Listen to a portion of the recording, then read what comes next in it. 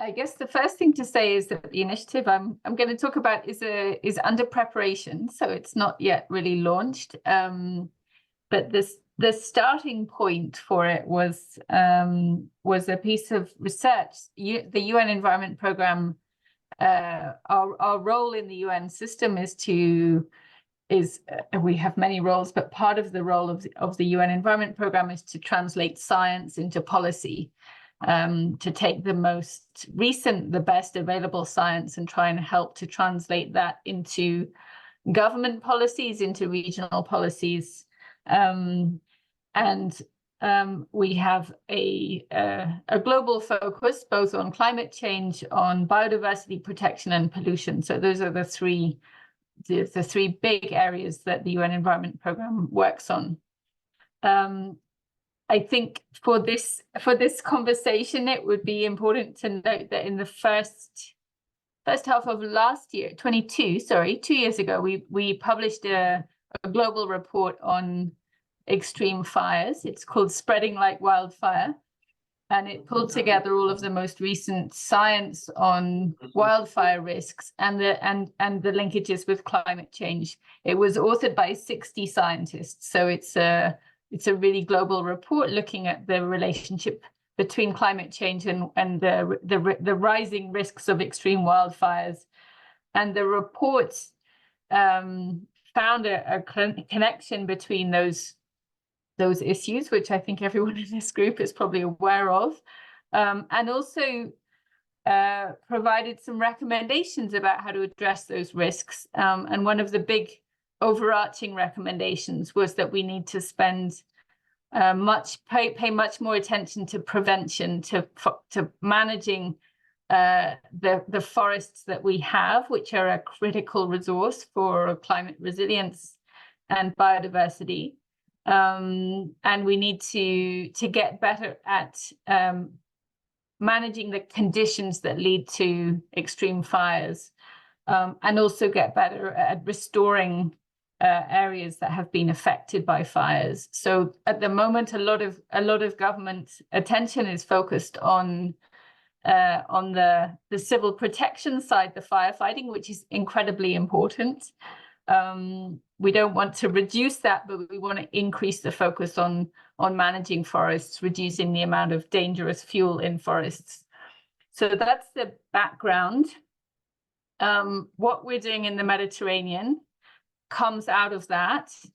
I'm going to share a few slides now which show what we're working on in the Mediterranean basin with our two sister UN entities, the Food and Agriculture Organization of the UN and the UN Office on Disaster Risk Reduction. Can you tell me when you can see the slides? Can you see those? Yes, perfect. Okay.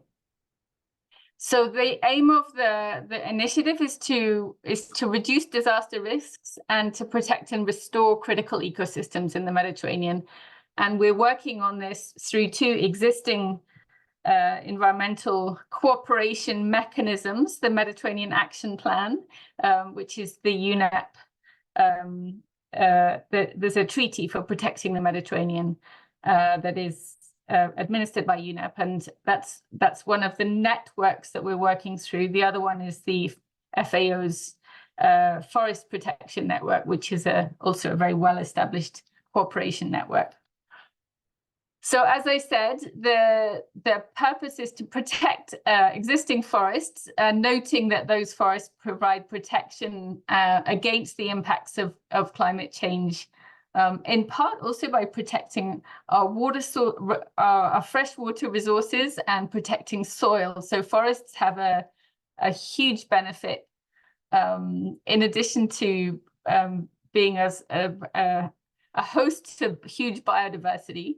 They provide what we call ecosystem services. They're very important for protecting water resources, holding the soil in place when it rains, reducing the effects of flooding.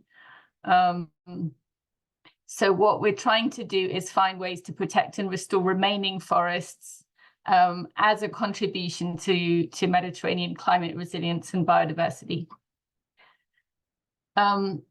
These are a couple of slides about the impacts of fires that we're seeing in the Mediterranean basin, across the basin. Huge loss of life, as I think you all know. In 2021, 100 people were killed and 620 hectares of land were burnt in the Mediterranean. Part of that was one of the worst impacted countries in 2021 was Turkey. And we can see that also Turkey's commitments to implement its climate. The forests absorb carbon dioxide, so they're part of helping countries to implement their climate commitments. And Turkey, because of the loss of forests in that year, is now less able to meet its commitments under the Global Paris Agreement. We also saw huge impact in Greece in 2018 and Algeria and around the basin.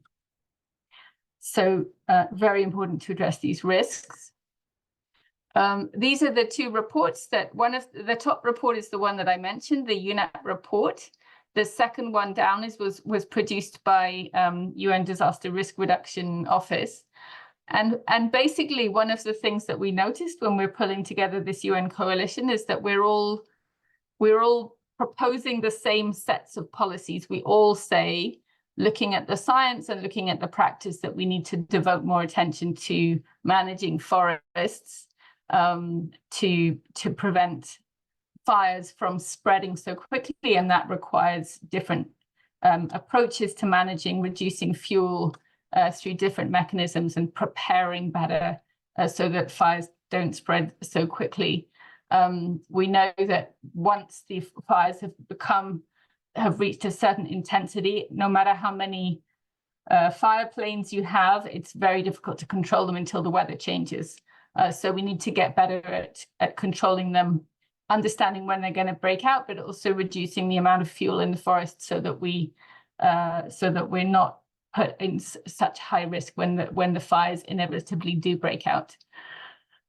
It's also one of the areas that we notice in the Mediterranean. There's a huge amount of political interest in this, partly because it's a very visible threat.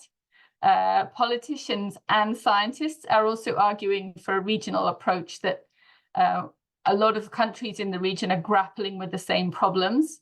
They're trying out new approaches, and it's very sensible to look around the region and see what's working and kind of compare approaches so that we can work together on resolving these risks.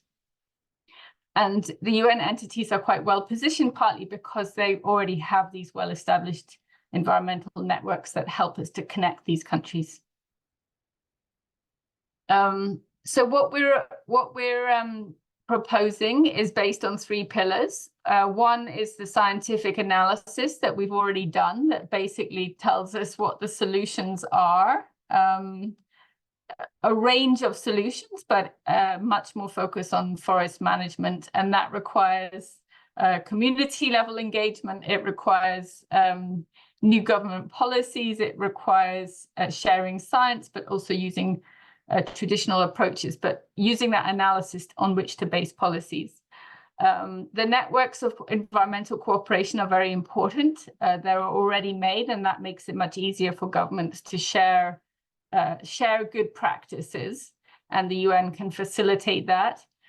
And then we were also planning to put in place delivery mechanisms to help support countries in the Mediterranean that are affected by conflict.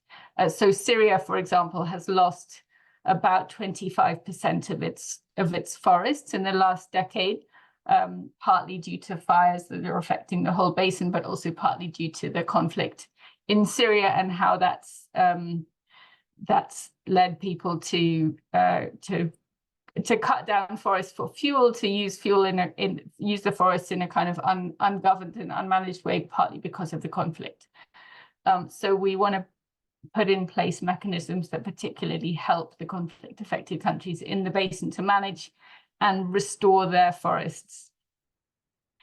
These are just a few of the the areas that we're looking at to support governments, and we're about to go into a process of consultation with all of the countries around the Mediterranean basin, basically to ask them where they think the gaps are, where they think they need most support, because we're trying to build this from an understanding of what governments and the communities that they're supporting think is missing from the existing approaches.